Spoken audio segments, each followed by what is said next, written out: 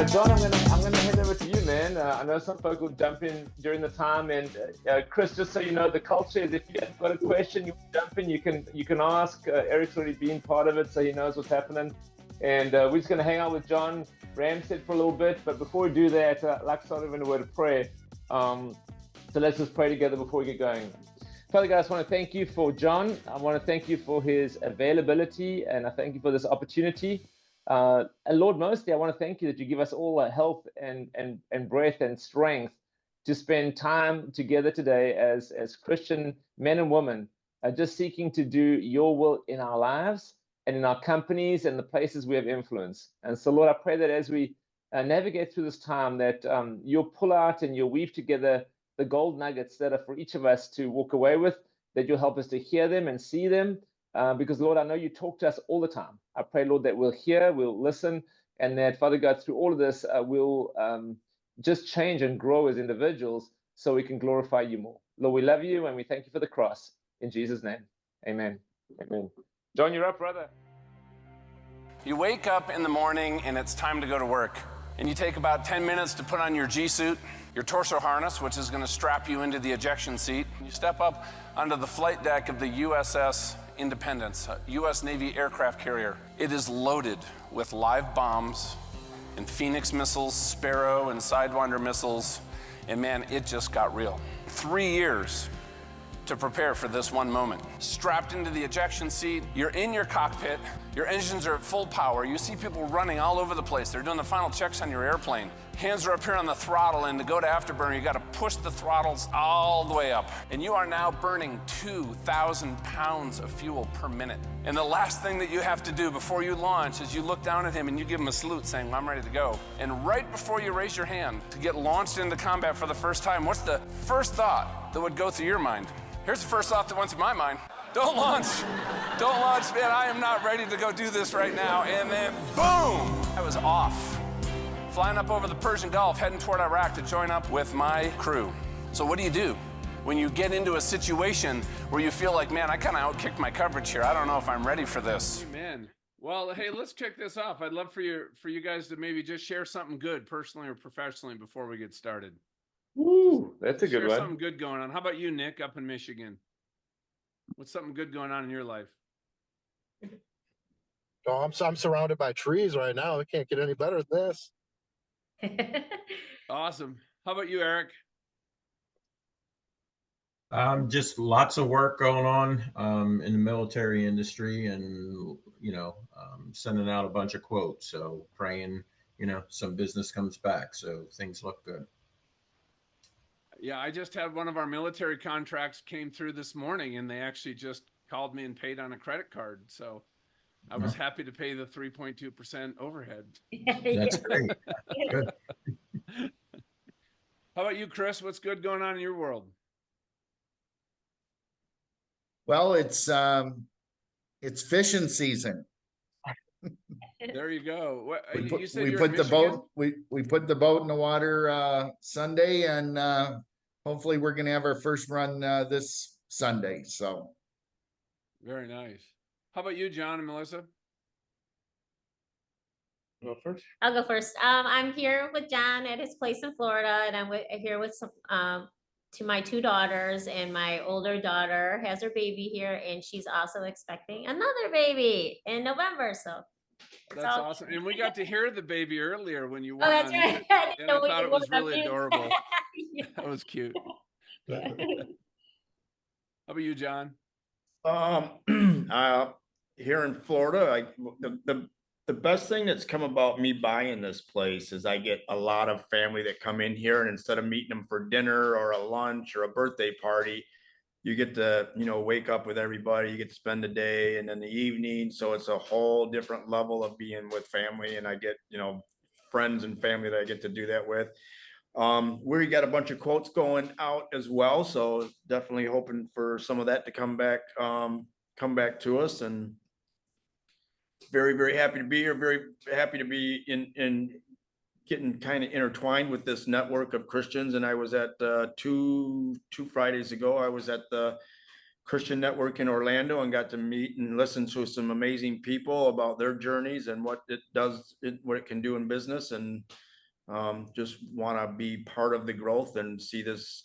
I think I'd like to see those meetings be in 4 or 5 years, being in a giant arena. I've seen, Zig Ziglar speak one time in the Palace of Auburn Hills, where the Pistons, where the Detroit Pistons played for a few decades. So it was a big deal. And I think that can kind of happen with all these Christian companies and organizations and, working together and glorifying. I think that God has bigger plans than any one of us can imagine on that. I would agree. God is moving big time right now. I tell you, some things he shared with me personally about 12 years ago that I'm just seeing, right? The evidence of an awakening is everywhere you look, right? You don't see it if you look on the news, but if you look at a kingdom perspective, I see God's hand moving. He's at a level of activity I've never seen in my life in a really positive way. So let me do this. I'm going to just share a little bit about kind of my background and story, and then just kind of have a Q&A, because I've been able to, after a 25-year career in business and building a number of companies, I had a life-changing event 12 years ago where basically I died, and had to restart every part of my life. But before that, I want to bring you guys back, way back, to 1990.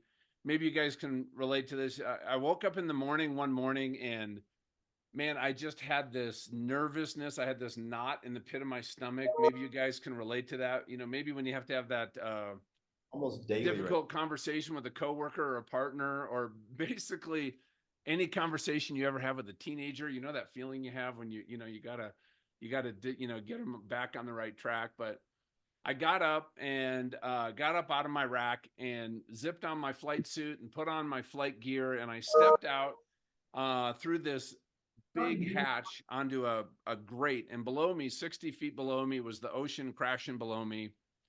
And I turned to the right, and I walked 3 steps up and put my foot on the flight deck of the USS Independence. It was a US aircraft carrier. And this 30-mile-an-hour hot wind, it was 7 a.m. It was already 105 degrees, hits me in the face. And that air is just thick with like jet fuel and the smell of grease. And in this sense, this nervousness got even tighter, because I looked across the flight deck, and then this was my office for the day.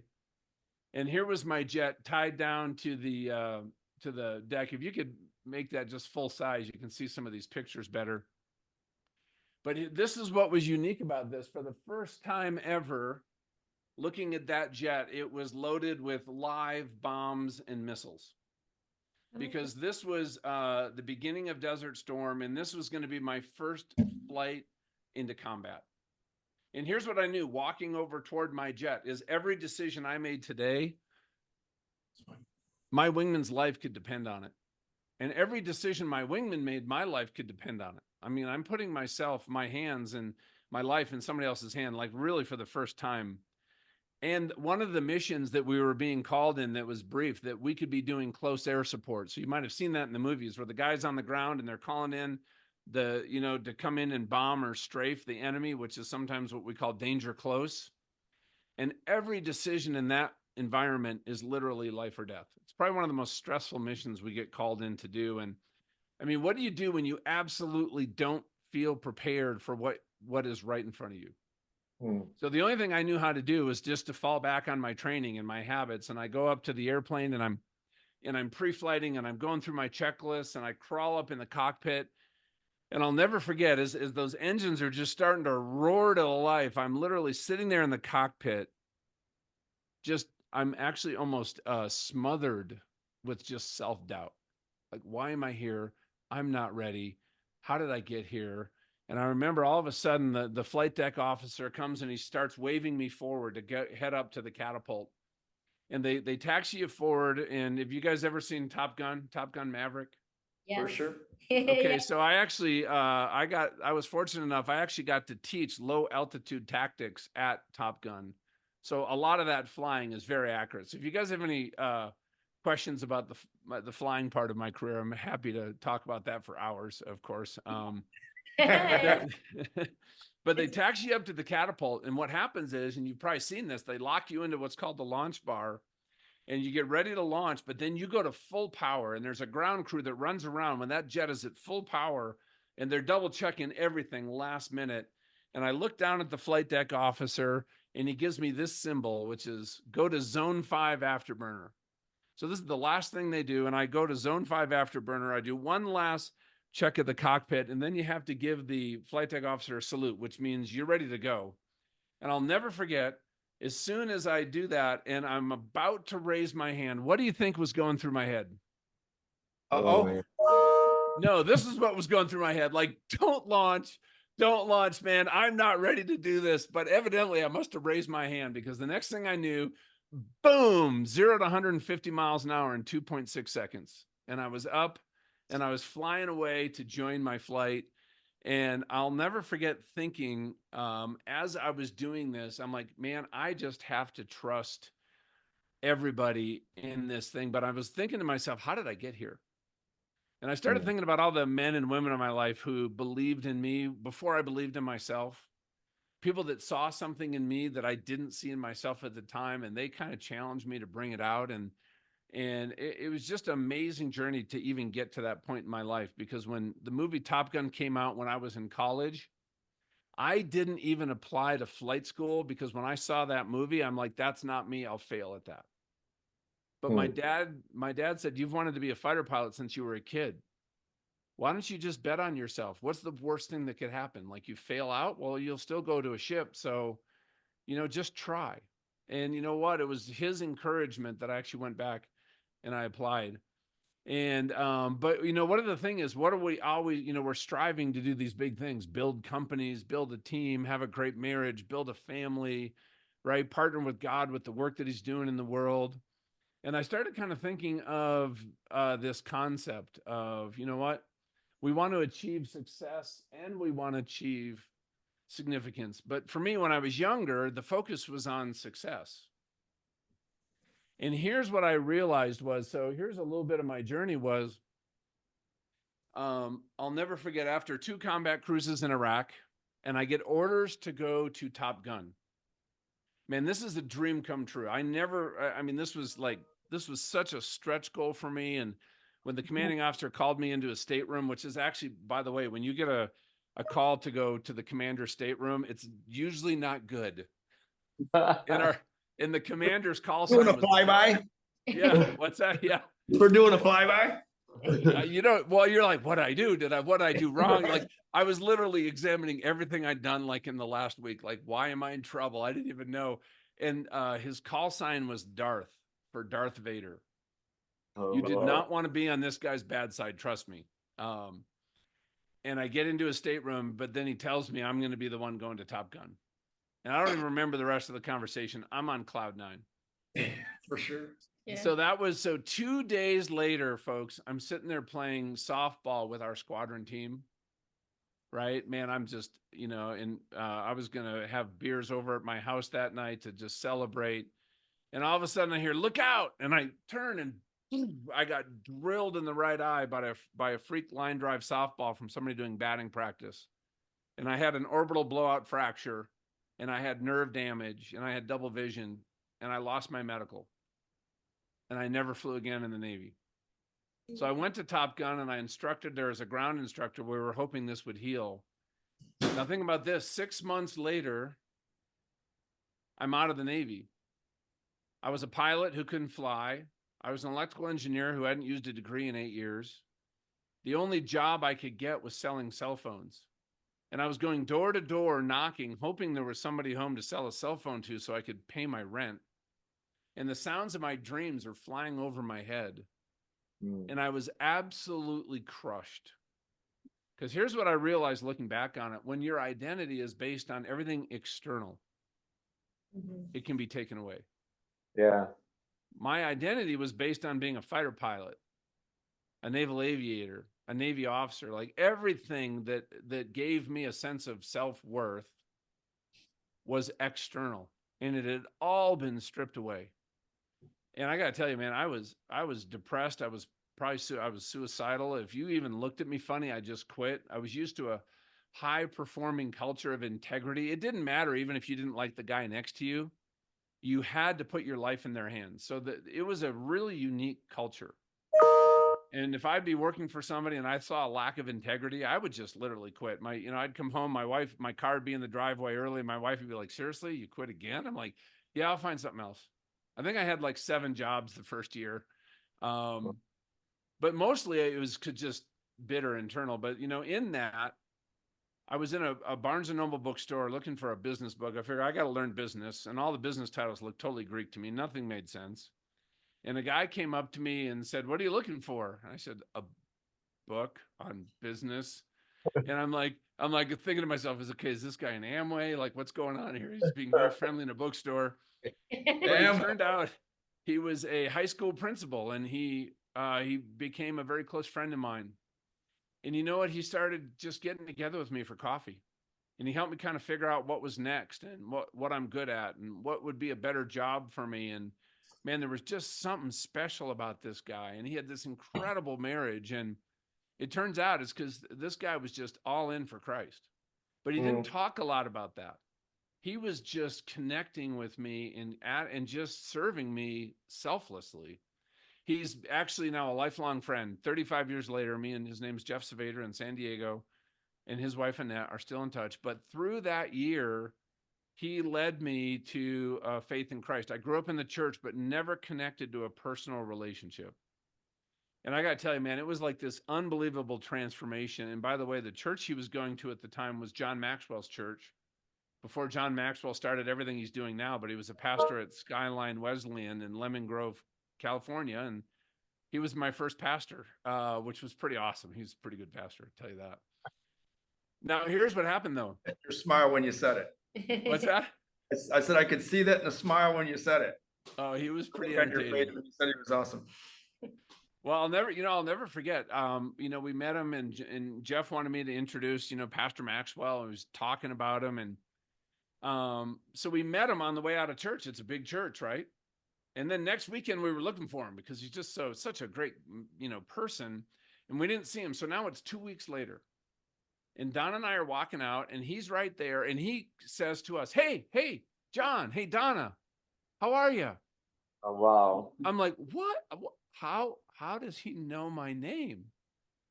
But Wow. you know what? Getting to know the people in his church was so important to him. I found out later that anybody who's a new visitor, they take a picture of, and he sits down at his desk and prays over them and memorizes their name so that he can connect with them the next week and the week after. That was something that he just felt was so important to have that relationship.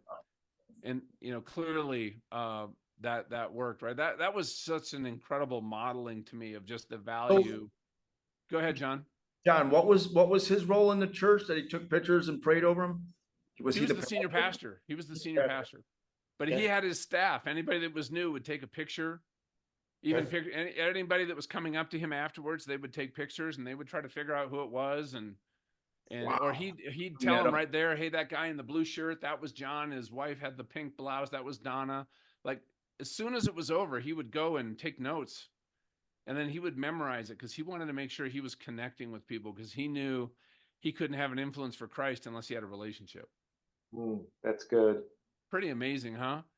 So I had this incredible start and this, man, I was on fire, man. I just wanted to read the Bible. I wasn't interested in going out and partying and drinking anymore. And then a friend of mine said, "Come back to Minnesota and start a company with me." Well, I'm like, "Well, I'm a Christian now, so business is going to be easy, right? At least it's going to be easier." Right? I got the secret sauce, man. I got, infinite wisdom, right? I'm going to crush it. I'm going to be a multimillionaire here in a couple of years. Let's go. And you guys could probably guess the rest of the story. That first business, absolutely. And I got to tell you, I was still recovering from that transition out of the Navy. I was pretty immature. So I not only ran that company into the ground very successfully, it imploded, but I also ruined a friendship. And I'm like, what the heck? Why was this so hard? This shouldn't be so hard.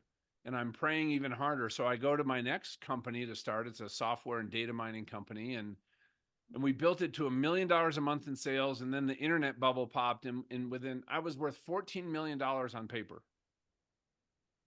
as the chief operating officer and head of sales for this company. In 90 days after the internet bubble popped, every one of us was out on the street, and I had to start over. What year was that? This was in 1990. No, I'm sorry, 2000. This was in 2000. Okay. And then that happened a couple other times, but here was kind of my transition. And I don't know if you guys are familiar with the, that Casting Crown song, A Slow Fade. A man does not fail in a day. It's a great song to go listen to. It's about small little choices that we take over time. Think about it. If I'm flying my fighter jet and I take off from New York City and I'm going to go land in LA, but I'm only off by a couple degrees because my navigation isn't very accurate, I could be hundreds of miles away from the airport and run out of fuel and have to eject. So think about that. What do we need when we're flying anywhere? This includes life, right? Think about how a GPS works. First of all, it has to know true north. It has to have and personally, we need to have a navigational reference. And what is that for me, right? It is understanding who God is and what's his will in the world and who I was created to be. That is now always my true north, because without that, how do I make a course correction when I'm off? If I'm not listening to him for that correction, then I'm leaning in my own understanding, and it's pretty easy to get pretty far afield. And that's what happened. The next thing you need as you're flying across the country is you got to know exactly where you're at in the present moment. Think about how a GPS works. Like, that's why I don't use Waze on my phone anymore. It never knows where you are the first couple minutes. And you start to drive somewhere and it's like, oh, shoot, rerouting. And then you go, oh, man, I'm going to be late now, a couple extra minutes. But what does that mean for us? I think it's really important for us to understand not the person we see in the mirror, right? Because think about what self-identity is. This is what each one of us believes to be true about ourselves. Okay, and it's based on your life experiences and things that have been said to you and things that maybe what you think other people think about you. Like I'll never forget, I was kind of the short, fat kid who was bullied, younger in life. I grew like a foot between my junior year of high school and when I stopped growing. Right, I'm a very different looking person than I was when I was younger, and I was sent to an all boys Catholic military high school. That was proof my parents didn't love me, by the way, that in my own mind. But it's like this alpha male dominated school, and I was not an athlete. And this is freshman year, and I had to give a 5-minute speech, and kind of my tormentors were in the front row. I was so nervous. I was stuttering, and I even then threw up in the back of my throat, and I had a coughing fit. And I barely got through this 5 minutes. I was beet red. It was mortifying. And the teacher comes up to me afterwards. I think he was well-meaning, but he said, "John, I hope you don't pick a career where you have to be a public speaker." But think about what happens when somebody says those kinds of words to us. I'll never forget when my commanding officer, Darth, told me I was going to brief the admiral on a strike into Iraq.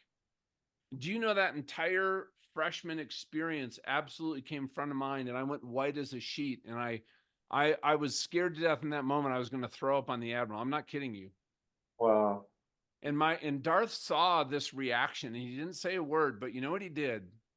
Man, what an incredible act of grace that he gave me in that moment, because he was a former Marine before he came over to be a fighter pilot. He pulled me aside and said, "John, we're going to role play this, and I want you to kind of practice the brief with me." And he did that. And when I went and briefed the admiral, it wasn't awesome, but guess what? I got through it and didn't throw up on anybody. But you know what? So some of those lies that we've accepted as truths, because that's what the enemy wants to do. He wants to warp our identity, because there's that person we see in the mirror, but there's also the person God sees when he looks at it, because he created us. We are his perfect workmanship. Think about that. We all talk about, the 2:10 calling, right? That God has those works he's prepared before him. But think about it. He says, "You're my perfect workmanship." What if we accept that what he's called us to do right now, there are no dependent events. Like, we are ready because he's with us to do that. So I had to start kind of closing this gap. But anyway, what are your core values? What are your passions? What are your gifting? What are some of your limiting beliefs that are maybe slowing you down? What are some of our blind spots? So I had to during my, recently really had to work on what all that was and clean it up and to see myself the way God saw me. And I got to tell you, that was a process. But here's the other thing that you have to put in a GPS. It's the first thing you do when you pull up your phone, right? First thing I do when I'm going somewhere is I type in, hey, here's the address, the destination. So what is each one of our personal destinations? What would your vision be, each one of you?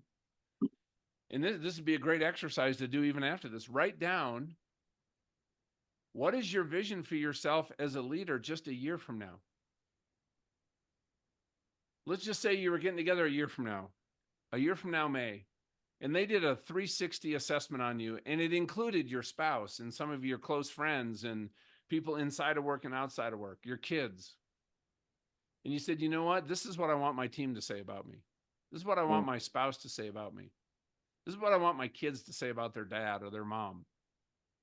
And if you write that down, guess what? We have the power to rewrite the script. And I got to tell you what, that power of a vision, even short term, and all of a sudden you're like, hey, am I living a life so that those words will be said in a year from now? But that destination is so important as an organization, as a team, as an individual, whatever organization you're leading. But that's how a navigation system works, and that's how God designed us. So, but here's what happened is, man, I'd had this slow fade and I was off track. I want to talk about success and significance. I was just focused on success. I was living under what I call the tyranny of they. Here's how they define success. Here's how they would be impressed. Here's how they think John should show up in this situation, in this role, right? Here's what boards they think John should be on. This would impress them. So you can see I was still driven by a lot of those external identity points, wasn't I? Right? Because I was concerned about the opinions of others. And it drove a lot of my decisions. And I didn't realize it at the time. And I got to the point in business where I would put together my whole plan for the year. And I'm like, God, here's my plan. Bless it. We're going to rock, man. These are awesome goals, man. We do this, Lord, I guarantee I'll give you credit. Now, at the end of the year, some of those I'd hit, some of them I wouldn't. And I'd be like, well, shoot, big guy, like, what's up? Right? I thought I was praying right? I'm going to church, and why was that so hard? So you know what, though? I started saying I need to work harder. I need to do more, and actually became a point of pride for me that my motto became, I'm not the sharpest tool in the shed, but I will outwork anybody. And I literally became a workaholic as an entrepreneur and had some great successes that I could brag about. I was working 70, 80, 90 hours a week. And I'll tell you this, everybody from the outside would say, wow, Ramstead's got it nailed. Beautiful wife and family, beautiful home, drives a great car, takes these vacations. He started these nonprofits. They did not know that behind the mask, I was absolutely miserable. And my wife was a stay-at-home mom with our kids, homeschooling our kids. And I was resentful that she got to live a life that I wasn't even able to participate in, but it was because of my choices. So I was just breaking glass everywhere. Now, in the middle of this, I started I got invited by a friend of mine was on the board. Dr. James Dobson started a new ministry called Family Talk. And he said, John, I think you should be on this board. This would be a great board for you to be on. And I had a small plane, and they were getting together at a kind of a board retreat up in Montana.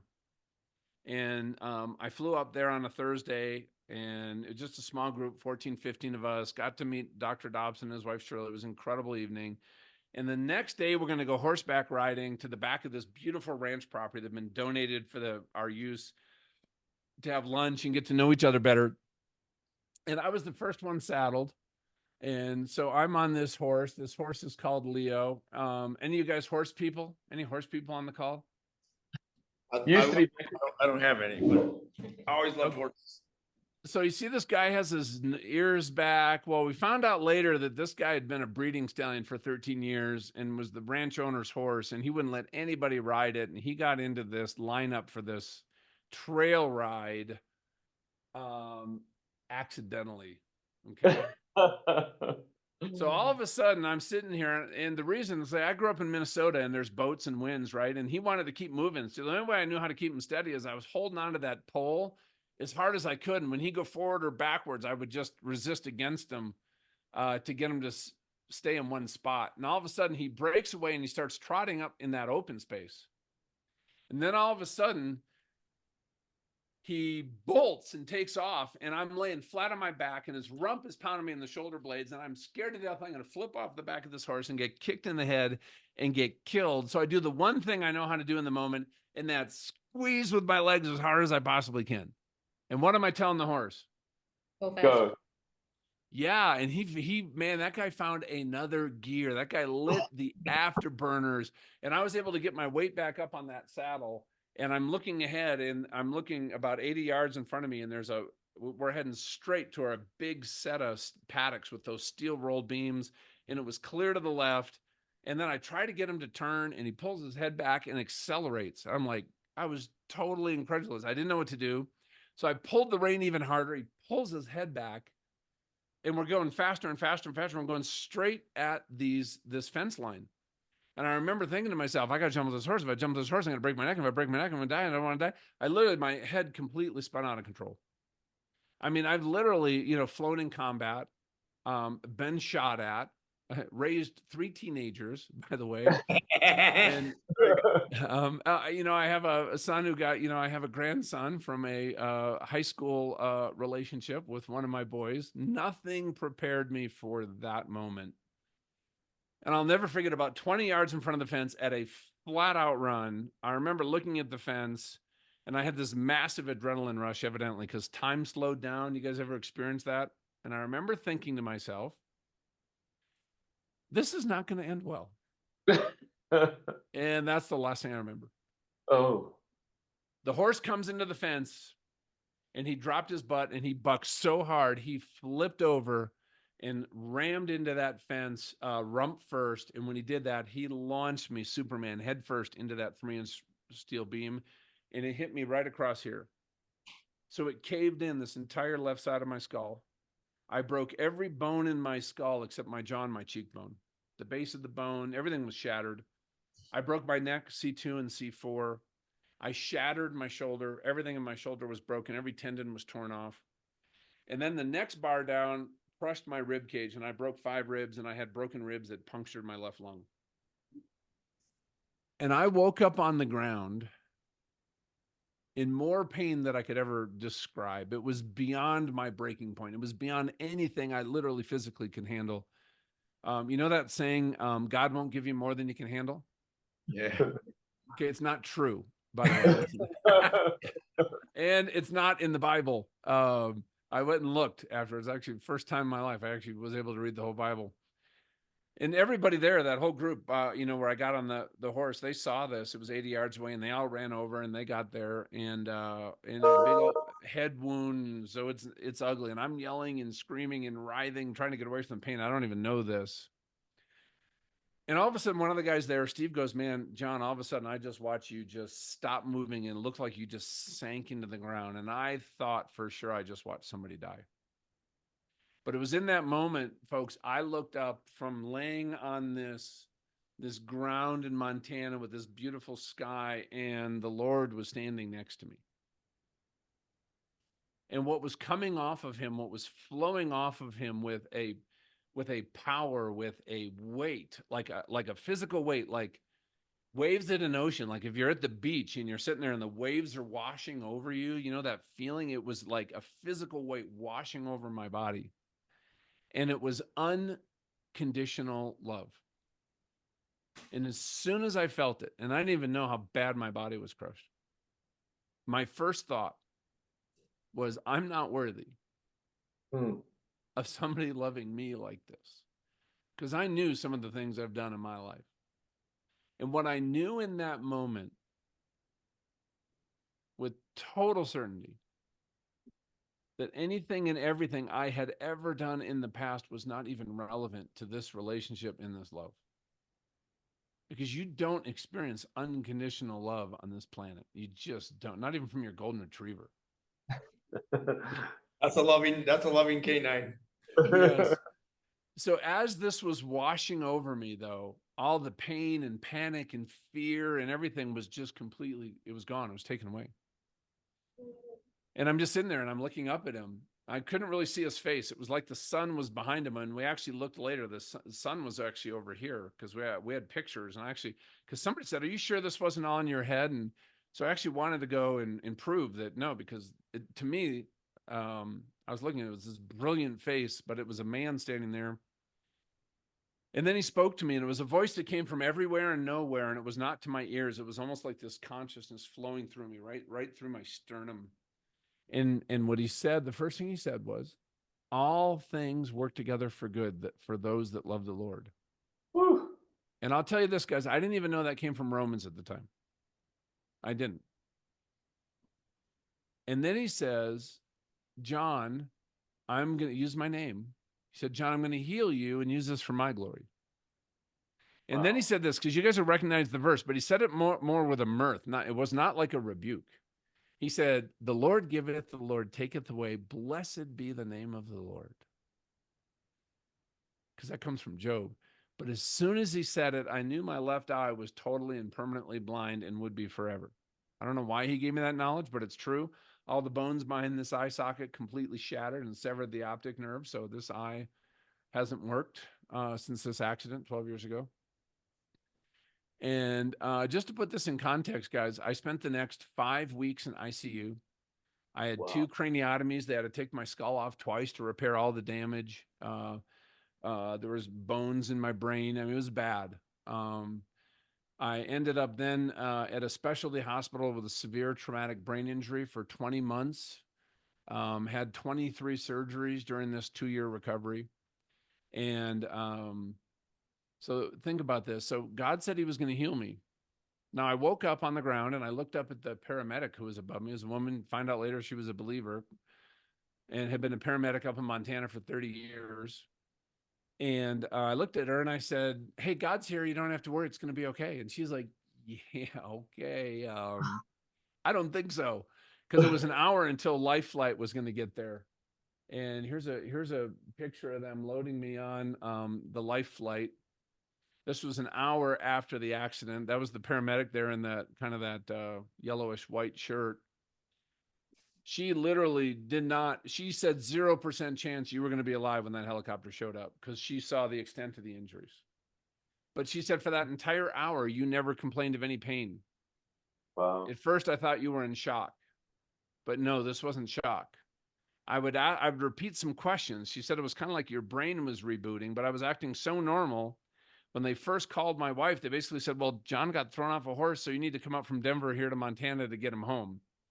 When they got me to the hospital and did the CT scan, they gave the news to the team. And so Dr. Dobson calls my wife and says, "Hey, Donna, this is Dr. Dobson. And this was a lot more serious than they expected. And it does not look good. So you need to get up here as quick as you can.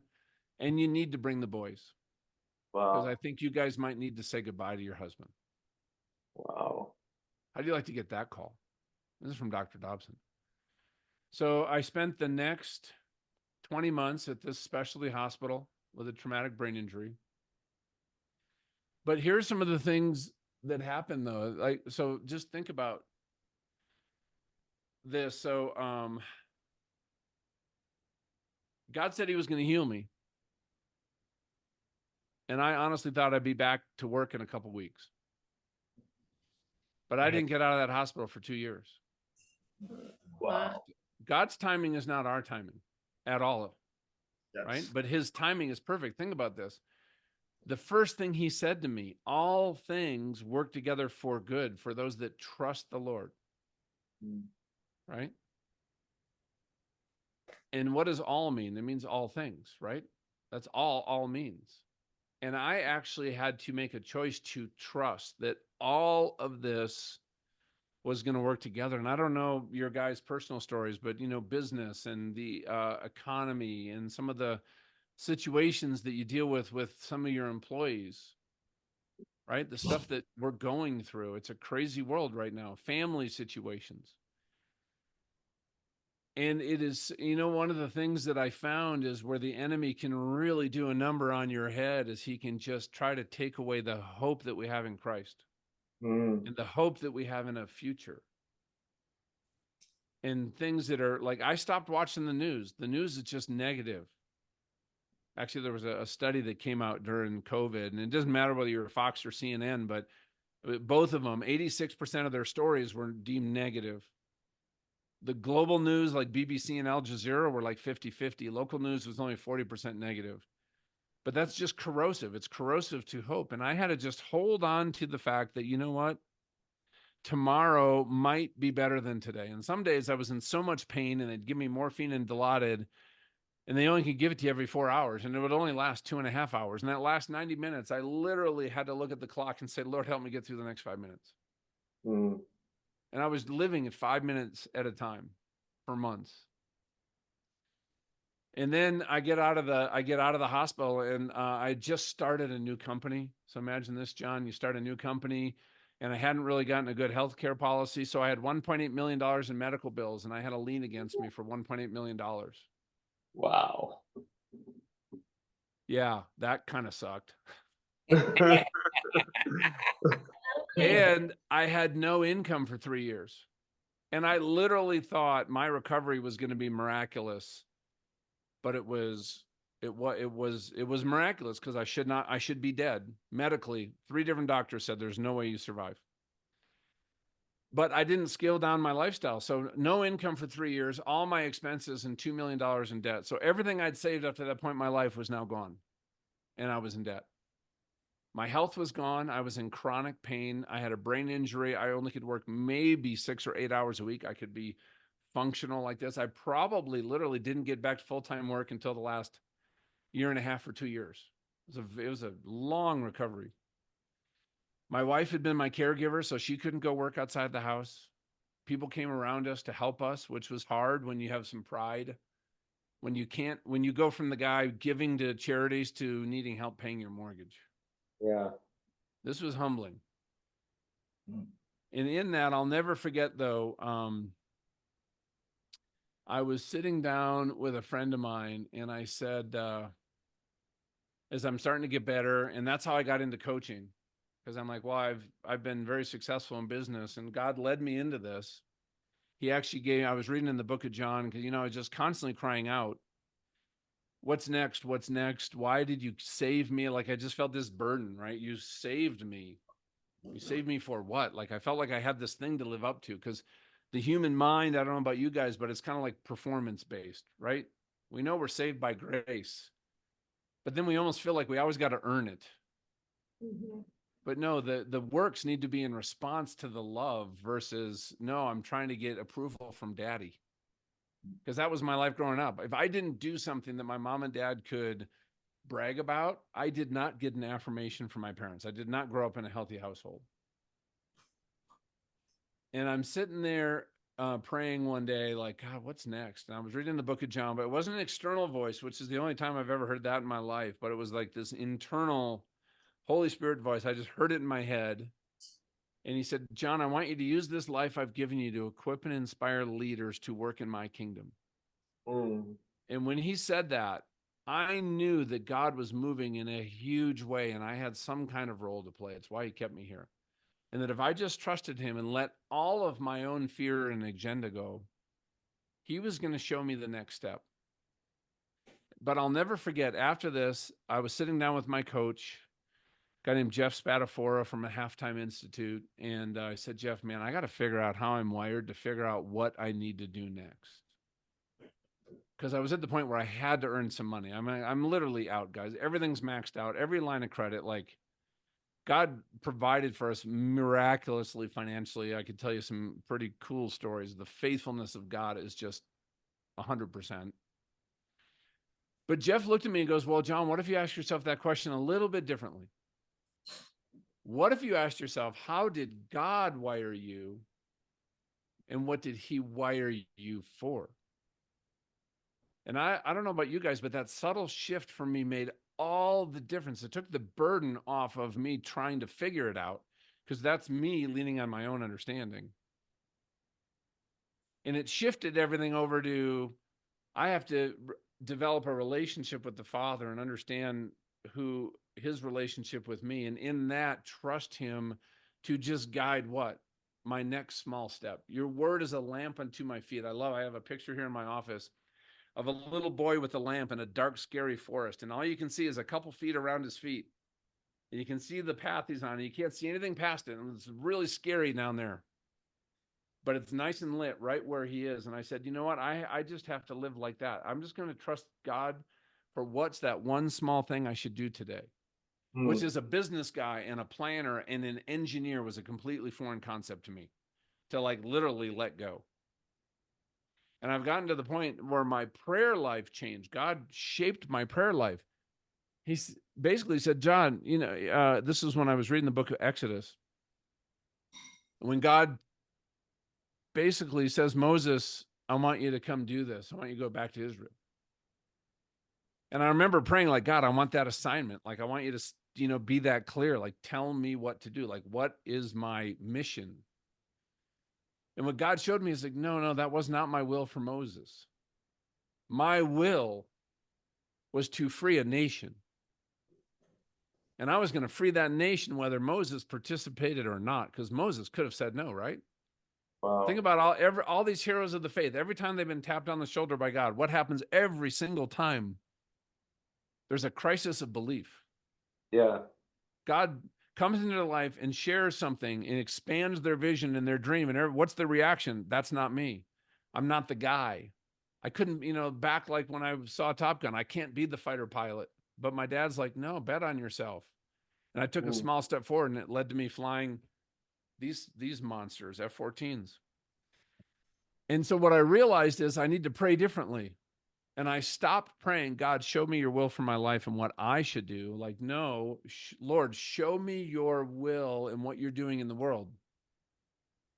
What are you doing in the world of this group right here? This was my prayer this morning. And Lord, just help me to share something that helps you with the work that you're already doing in Eric's life or Chris's life or Melissa's life. Because you're already at work there. You're at work in your company, in this organization, and the employees you serve, and your customers and your vendors. God is working in and through you. And then I started praying, God, show me what you're doing and show me how to join you in the work that's already happening. And how do I do that today? And I got to tell you, man, that has been like the most freeing thing I've ever done. And it's led to some of the most incredible experiences of my life of actually trusting God. And especially as a business owner, I'll be honest with you. It's been interesting. And as I started taking these small steps, I think the most important thing for me was to close this gap and to really understand who God made me to be. Yeah. And as he showed me my true identity in Christ, let me ask you guys a question. You guys have maybe heard this. Would you say that you're a sinner saved by grace? Or you're the son of a king? Oh. You can't be both. Wow. I want to be both. A sinner saved by grace is our old identity. We've been already renewed by Christ. You are now the son of a king. Your sins have been forgiven. You are redeemed. You are righteous. You are being justified. It is a process. Amen. Right? We are not a sinner saved by grace. That, you know what that does? That puts us in, I believe, this is my opinion, in that identity bucket that the enemy could absolutely wreak havoc with. But if I identify as the son of a king, if you go through and start reading the Bible from a perspective, and you know what, I'm going to put this in here. I'm going to put this in the chat. And this was, I had to really work hard on knowing my identity. And this was a prayer that I found that I've virtually memorized at this point. It's all the scripture verses where God talks about who you are and who he created you to be. Here, I just put that in the chat. Okay. You're loved. You can know God's will, right? You're the son of a king, right? You are chosen. You are blessed in heavenly realms with every spiritual blessing from Ephesians. When you start understanding how God sees you, we show up completely differently, whether it's making a business decision, how to handle a difficult client, how to discipline an employee that's not at their full potential. It doesn't matter. The difficult situation with your kids at home, everything transformed. And I want to share with you, and then how much time do we have, Rod? I keep talking. Okay, we got a few minutes. You're good. We had you down till about 11ish, and then some Q&A. But you're doing fine. You're great, because I want you to finish your story too. Do not hold back. Okay, Yeah. so I'll share this with you. So this is just something as I was thinking about my journey, just to try to make it simple, that I just wanted to share with you. So success was really focused on me, right? What are my possessions? I guess I have possessions in there twice. I guess I'm very materialistic. My pride, right? And then I wanted to move to significance, right? I went through halftime, success to significance. And think about this from Revelations: know your works, know that you are neither cold or hot. I wish you were either cold or hot. God doesn't want us lukewarm. He wants us on fire. And some of these people I meet who hate God, I love sitting down with people like that, because those are the people that can be on fire on the other side. The people are like, meh. Full of passion, right? You got to find the passion. James 1:2-4. Consider it pure joy, my brothers and sisters, whenever you face trials of many kinds. And we've all had trials. Every single here. I don't hear stories. I'll guarantee you've had trials. Because you know the testing of your faith produces perseverance. And perseverance finishes its work, so that you can be mature and complete and not lacking anything. And you know what? That's character. God puts us through these things. He put me through this accident in the 10 years of recovery and things I've been through even other times in my life, so that what? I can help a company today. That's all I do. I work with kingdom-owned companies to help them double, to create a thriving culture, to dominate their industry, so they're a beacon to everybody else going, man, what are they doing? Kind of like when Jeff Saavedra attracted me to Christ because of who he was.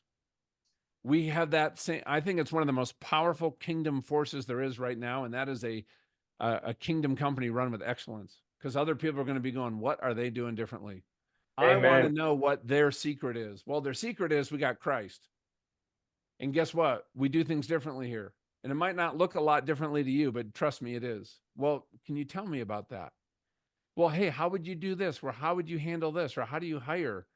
And all of a sudden, you start to have an influence on other leaders, because guess what they want? The world teaches them they want to have success and titles. Well, guess what? I'll show you how to have that.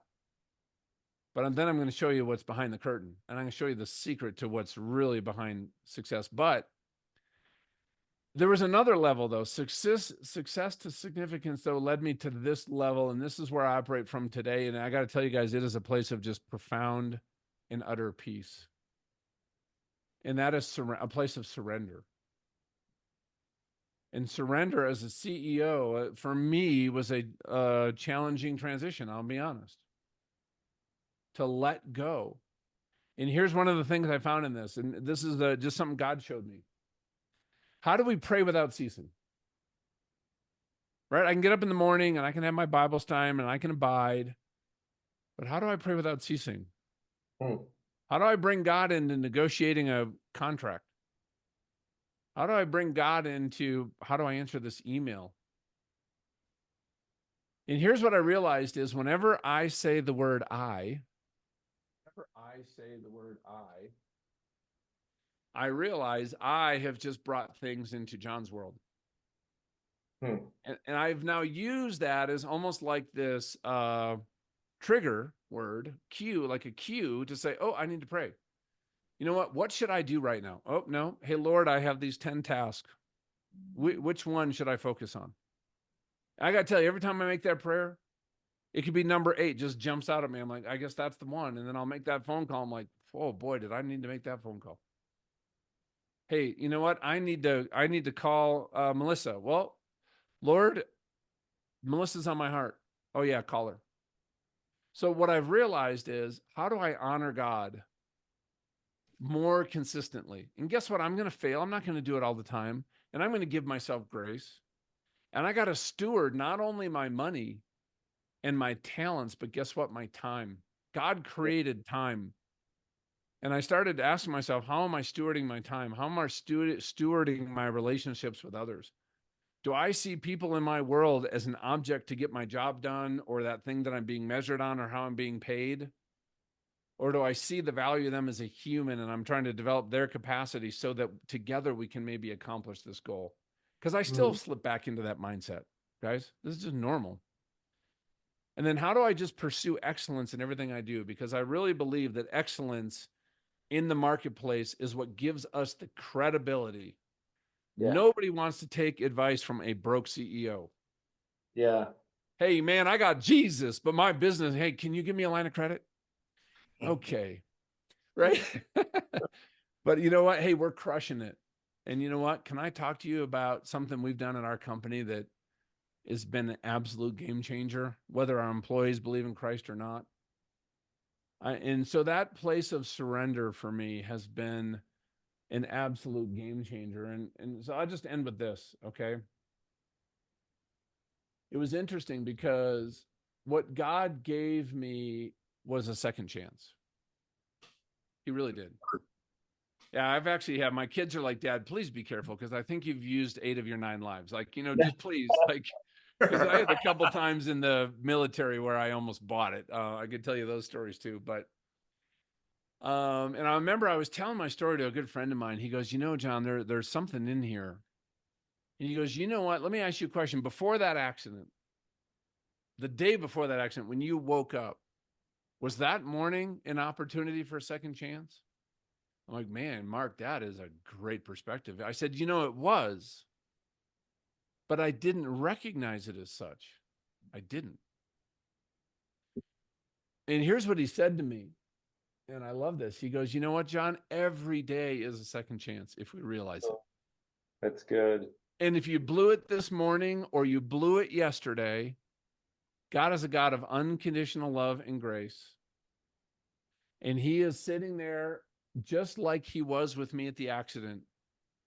He is already in deep relationship with you. That's one thing that stood out to me. He's in deep relationship with me, and he wants me to join him in that relationship. That relationship's already there. The hand is already out. The embrace is already there. He's already looking with these big, beautiful. I love watching The Chosen because of how they portray Jesus in The Chosen. I just imagine almost that's the personality of, you know, he says, I want to call you friend, and I want you to call me friend, because a friend knows the master's business. That's what we're talking about. That's how we can be in surrender. And so with that, guys, I would just tell you that I don't care what's going on in your life. 10 years ago, my marriage was on the rocks. My kids didn't like me. They hated me. I thought I was going to have the same. I was going to repeat exactly everything that from me growing up. Today, everything's been restored. Everything's been redeemed. Right? I'm rebuilding my company. I'm slowly rebuilding my finances. And I know that God is going to be faithful through this whole next season of my life. And I get to work with amazing people. And I never thought 10 years ago that my life today would be what it is. It's beyond anything I expected even 10 years ago. So just know, I would write that vision for yourself in a year. I would get to understand who God sees when he sees you. And then don't be afraid to pray, God, what's that next small step I need to take today? So there you go. With that, happy to answer any questions you have with the time left. If it's all right, I'm gonna go first. So like, I did hear a big portion of the story before, but almost kind of like the living, breathing Bible, it hit me in a different way today, right? Because I'm in a season of really big struggle. But a few things. I'm gonna jump around a little bit, but I'm gonna try to go quickly. When you thought you was gonna recover in a week, and I've had a couple of things health wise in my life, with different things, and the last one being cancer. Like I thought, okay, like the guys, they said it's gonna be 18 months to 2 years before you kind of get your body back to where it was. That's 4 years. It's still not back. almost 4.5 years. So like it's a Wow. very slow process. And I mean, I feel better. I feel great. My memory's back and I think clearly again now, I think.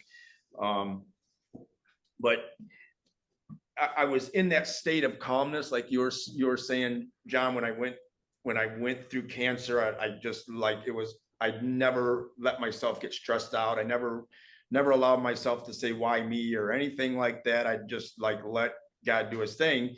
And and now I'm in this season where I'm stressed out about my business and I'm freaked out. So why am I freaked out right now about daily things that are going on? And it's a challenge every day at work right now. There's 3 or 4 things that are going on that are just wow. Like I'm like, what's going on here? And then, but to get back to that calmness and do my thing and let him do his thing, right? And this is part of it. Like like with all these networking that we're going on with the Christian companies and organizations, is I can see that he's working. So I kind of trying to keep working on my business and what I'm doing, but it's still not easy to keep that mind frame of mind.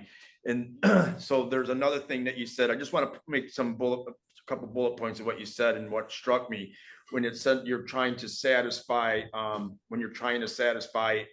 satisfy others and not him.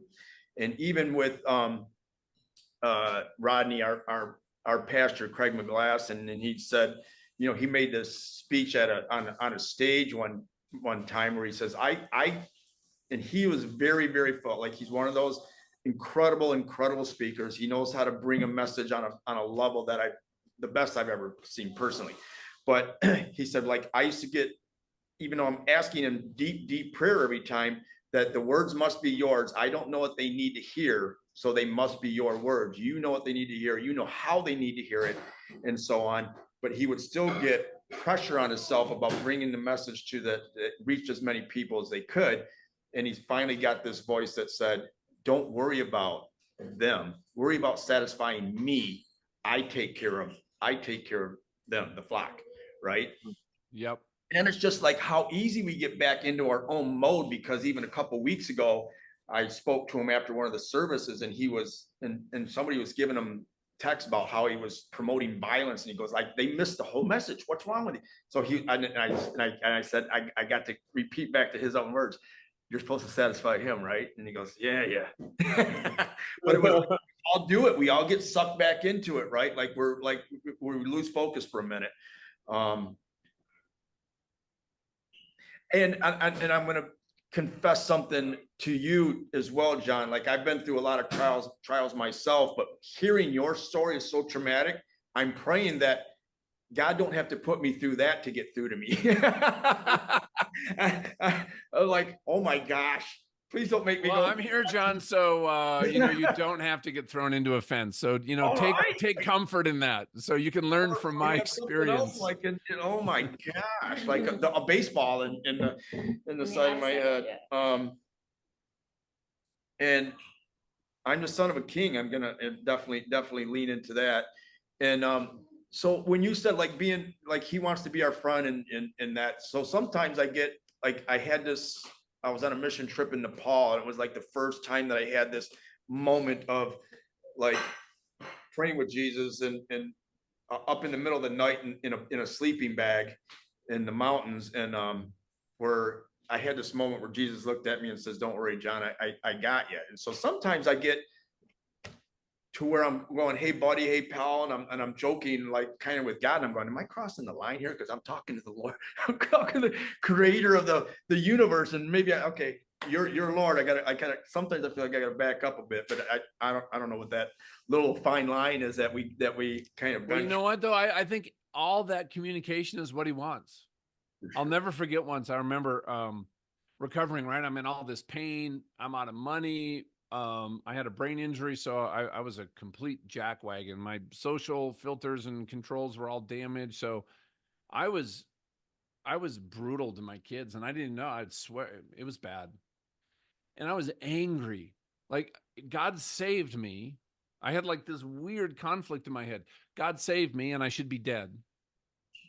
But I'm in constant pain and my life's been taken away. And this is not what I expected. Like, if you're going to save me, at least don't make it so hard. And I'll never forget, I was hearing Richard Blackaby speak. It was the first kind of conference I went to as I'm recovering, and he was talking about spiritual strongholds. But what he said was, if you're angry at God, you're frustrated, he already knows. Go tell him. Tell him like you tell your wife or your buddy, like, dude, that wasn't cool. So I remember I got down on my knees. I'm like, God, I'm pissed. Like, this isn't fun. Like, why? And I got to tell you, like, I sat there on my knees and cried, and everything that was in my heart, that was, man, I was very inappropriate. How's that? And God's like, I got this. You can't hurt me. Amazing stories like that. And that started some unbelievable internal healing when I actually realized that, you know what? The enemy is the enemy. All right. And the enemy wants me to think God is the enemy. And God is there. He never promises us an explanation. And he never promises an easy path. But what he does promise us is that he will walk with you hand in hand, arm in arm, take your yoke through everything. Yeah. And that all these things that I'm upset about and angry about and are hurting emotionally, personally, relationally, spiritually, he has a plan because he wants the best for me. He wants all of that redeemed and restored, and he has a path to get there. So I had to believe that. Yeah. And I'll never forget, I went back home, John, and I sat down with my son, Michael, my middle son, who my behavior had affected the most. And I sat down and I said, you know what, Michael, I gotta apologize to you. I said, I've been angry, and I've been angry at God and afraid to admit it. And that's come out because I didn't know what to do with that. And that anger has come out toward you and your brothers and your mom. And I said, would you forgive me? And he didn't know how to forgive me, but we sat there, and he was 14 at the time. And we sat there each other and held each other in bed and cried. And that was the start of, he's probably one of my closest friends today. But whatever you're feeling, God knows already, right? You're pissed, you're disappointed, you're upset, you're frustrated. And God's like, you go to him in prayer. He's like, yeah, I know. Trust me, I know. I've been watching. I've been listening. Let's talk about it. Let me lead you to this place in Scripture. Let me bring this man into your life who's been through something similar. Let me bring you to this woman who can speak into that, because God answers prayers through other people all the time. Oh, that's how he answers mine for sure. So hopefully that was helpful, John. Oh, tremendously. No, you have no idea. Yeah. He made me cry, man. Like, no, I should have some of the same conversations with my three. Yep. Yeah, you're certainly challenging us today, my friend John. You just locked it loaded today, boy. You're flying that jet again. Those guns are going off. I thought we could swing around the room real quickly just to kind of get some gut reactions. Chris, just kind of what jumps out for you, just as you've listened. What do you kind of walk away with? What are you left thinking about? What's churning in you? Of course you would call on me. I'm gonna call everybody, Chris. Don't worry. I always find it amazing on everyone's journey. I know my journey started a long time ago, and I know that I've had moments where I have would not exist if it wasn't for God reaching in and saving me. And I try to carry that every day. And obviously it's not easy to carry that every day, but I love to hear people's journey. It makes me feel more human. Well, the other thing too, which I like, Chris, for you personally, is how did God wire you, and what did he wire you for? And what you guys learned about Chris Klaus is that he invests his life in other people. His whole thing is spending time with people, and it's just as I read that line, that kind of, Chris, it just makes me think about you. You know, it's really like God wired you, because you're supposed to be a dairy farmer, man. What are you doing in a corporate office over there? You know, and Yeah. and he wired you to love on people and to make a difference in their lives. So that's powerful, man. I don't do well in crowds. I do better one-to-one, and I'm an extremely shy person. I grew up on a dairy farm, and I think as much as I did dislike milking cows, I think it taught me a lot. It taught me a lot. It not probably taught me a lot. It taught me a lot, and I had really good parents. Not that they didn't have a lot of challenges in life, but I don't know why God brought me here, but I do know that He knew I shouldn't be on a dairy farm, and why He kept me here. I hopefully one day will know the answer to all that. So I feel very blessed to be where I'm at today. I know I have an incredible wife, and not that she, that we don't have, like every family, have issues, but I can't imagine it being any other way. So I I know that I guess I could say again is that there have been moments in time where I shouldn't be here, and it's only by the grace of God that I'm still here. And so, and that would take like a couple hours to go through all that, but I really enjoyed today. I love to hear other people's journey, and the journey is never it's never straight up, and it's just it's got so many you move in so many directions over your lifetime. I'm getting ready to turn 62, and I'm like, really, where did the last 40 years go? And then you start thinking about the memories that you've created and the people you've met, and realize, wow, I've been really gifted to be where I'm at, and to see some of the lives we've helped manage and had direct in certain ways. So I really enjoyed today. I'm glad I missed it or didn't miss it. I almost didn't. I almost missed this, and I'm really glad I didn't. So I'm going to turn it back to you, Rodney. Hey, it's great having you, Chris. Thanks for sharing. I know how you love it when I pull you on the spot, like at church and all that sort of stuff. So thank you so much, man. Jay, you know nothing about a risky life. You were never close to death at all. So I just thought maybe something jumped out for you. No, I don't. First of all, guys, sorry for being late. And John, excellent sharing your story. That's a rough ride. I don't like horses. I rode them once and had to ice for a week, so I'm not good with horses. So what jumped out to me is the family getting the call. I've put my family in that predicament before, and that's like the worst thing in the world to me, is to have somebody else worry about me. Yeah. It's like my mission.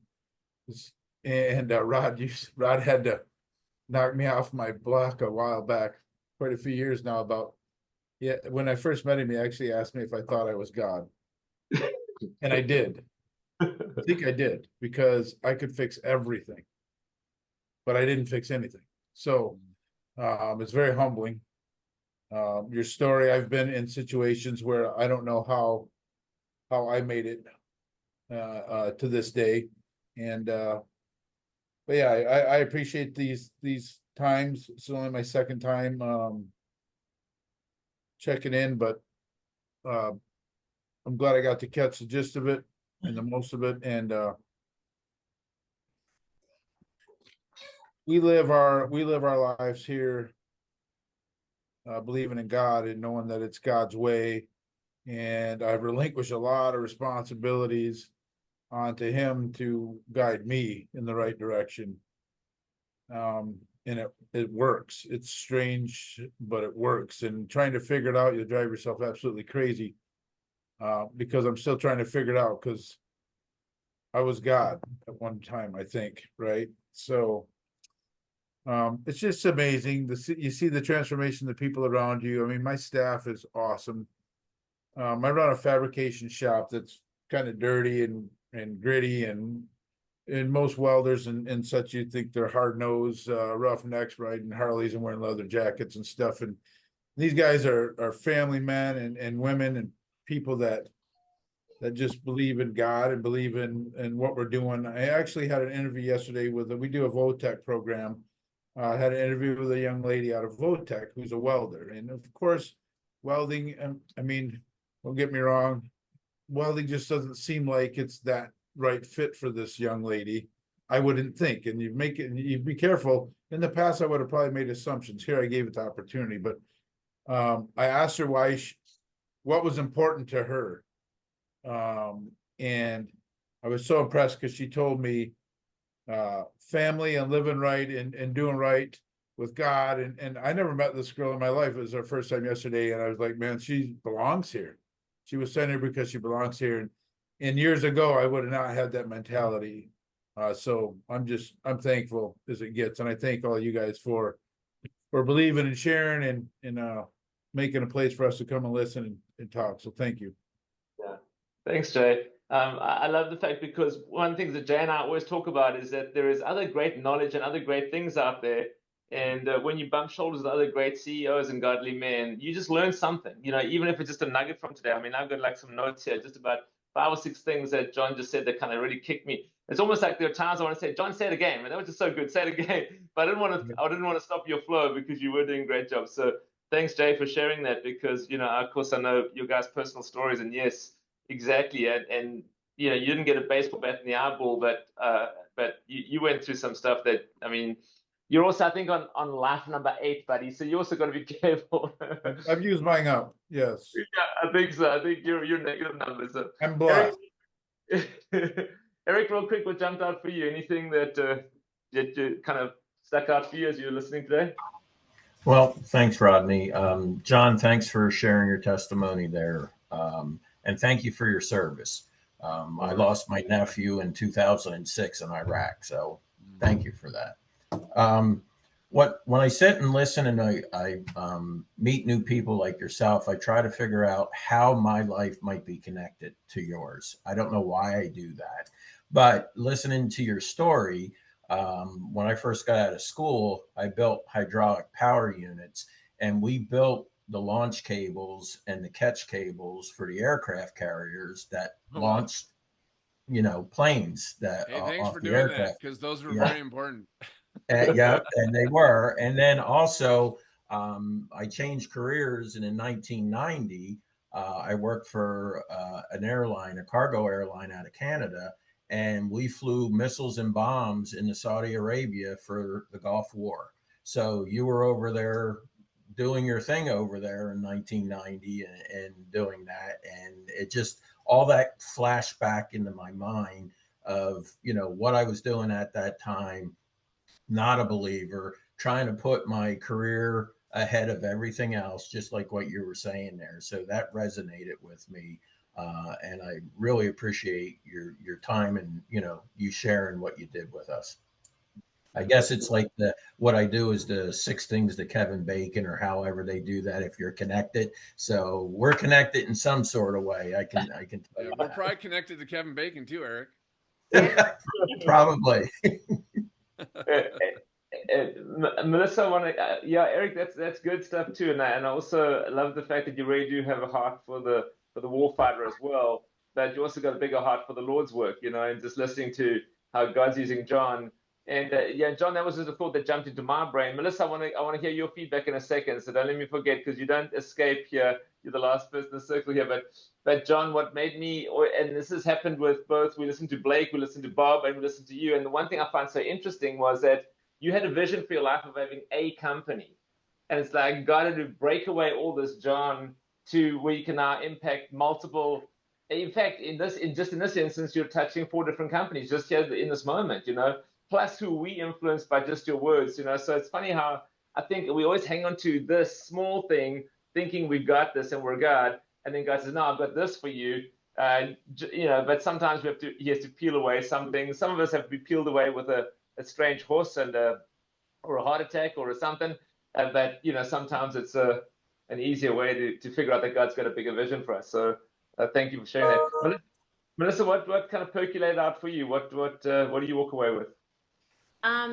Yeah, I have heard part of John's testimony before, but hearing it again is just as powerful, maybe more. But for me, I know a lot of times we have to look at the big picture, but today, what I got out of it is just taking one day at a time, like thinking about things and just how precious every single day. Like you said, every day we have a second chance, and just taking everything one day at a time. Even when you're going through a tough time in your business or whatever, what can I do today? The steps I can take today, and how our the relationship with Christ is going to help today. And that's what I took away from listening. Yeah, because there is a Bible verse, right, that says, "Take care today, He'll take care tomorrow," and that's what helped me get through my situation years ago. That's good. I That's think good. anxiety and fear lives in the past and the future. Yeah. Because you're worried about, what might be. But when I trust God for the outcome, and sometimes saying, God, I trust you with every outcome. Think about Abraham and Isaac, right? He was asked to sacrifice his son. He trusted God, and at the very end, God said, "Nope, I got a sheep here in the bushes for you." So, well, part of what I was thinking of too, when you were explaining your story and like how extreme it is, and like, so I can't complain about I don't complain about my story anyway, but but just to like, and then when you look at the Bible, like the extreme, like I think that the stories in the Bible are the most extreme, because no matter what you're going through here today, he gives us examples in the Bible that are way beyond that anything that you would, someone's going through on the earth today, of the years and years, of the examples that he gave us in his word.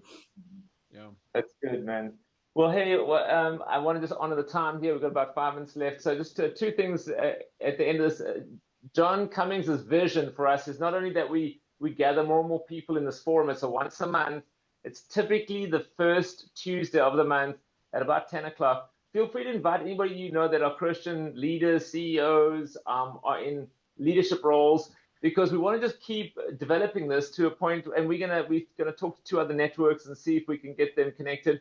We just had John's vision was, listen, what would it look like if we, as the Christian community, did more stuff with each other, for each other, alongside each other, and just that way we were catalytic for not only, John started by saying there's a revival happening. There's been a revival in missional work. There's been a revival in the church. Now revival is in the corporations. God's bringing it right home to the place where it's all happening. And then I think the next revival will be in families. But it's just trying to really gather our team and just, because people don't realize how many good godly men and women out there that we just don't know, because you don't introduce yourself at your fab shop and say, "Hi, my name is Rodney. I'm a Christian, and you know what I mean?" Like, so, but this is a place where we can just talk about that.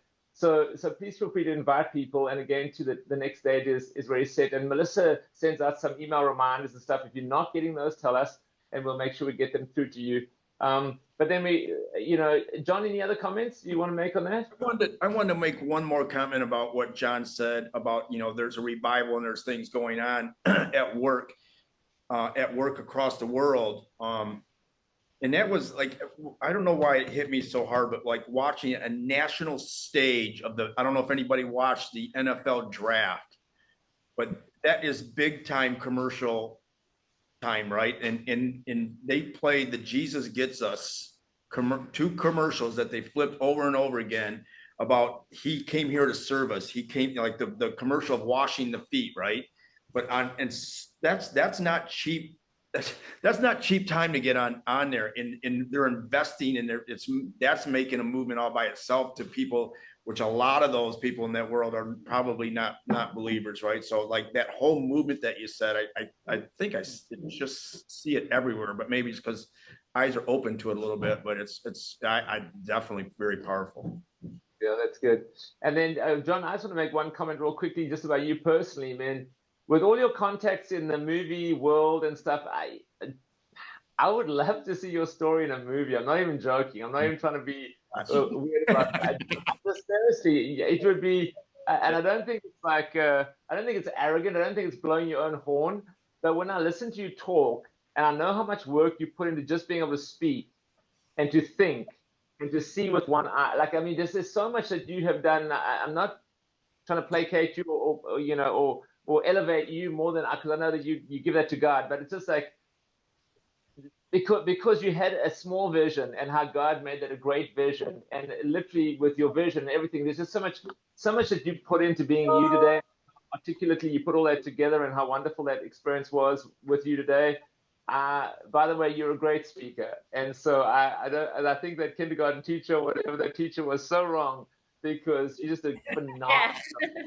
Yeah. Phenomenal. I mean, the way you shared your story, you're like, hey, my opening That's line like is God once. that's like God showing up and saying, "You don't think that this young man can be a speaker? Watch me go to work, right? I know. Watch me do what I do through him." And actually, if you remember, Rodney, at the Derby Saturday night, the guy that's doing the documentary for Hope Against Trafficking, I would love to have him talk to him, because he's a Hollywood guy. I think that would be like, I would love for him to hear your story and do that, because I think he'd be all over that. Oh That's man, something God want. You know, through this, I never saw it 10 years ago, but I've literally been able to share my testimony now with millions of people all over the world, and that's a God. I mean, that's God, right? He said he was going to heal me and use it for his glory. And that's also something I've had to realize is, you know, it's not about me. It's not about telling people what I did. It's like, no, here's what God can do through your life, because here's somebody else. You know, people just need to see the hope in what God is doing in other people's lives, right? And realize, you know what, it can get better. So, and also, guys, I do a lot of work, and you know, I've worked with about 100 companies in the last 10 years, and if there's anything I can ever do to be helpful, or any you guys just even want to jump on the phone and just say, I got to think through a decision or something pretty thorny or a big whatever. If you ever just want a friend who's outside your organization just to have a conversation with confidentially, I'd be happy to be a resource for you guys anytime. So I love helping Christian leaders just take that next step forward, and that's my passion. Thank you for that. John, you're a good man. We got like a minute left. Let's just quickly shoot a prayer, Eric. Eric, what can we be praying about for you real quickly? And I have to drop off. I do have a 9:30 client meeting, so I'll let you guys wrap up. But thank you guys for letting me come into your lives, and God bless you. And man, go knock them alive out there. Thank Sounds you. good, John. Thanks for the game. I like it.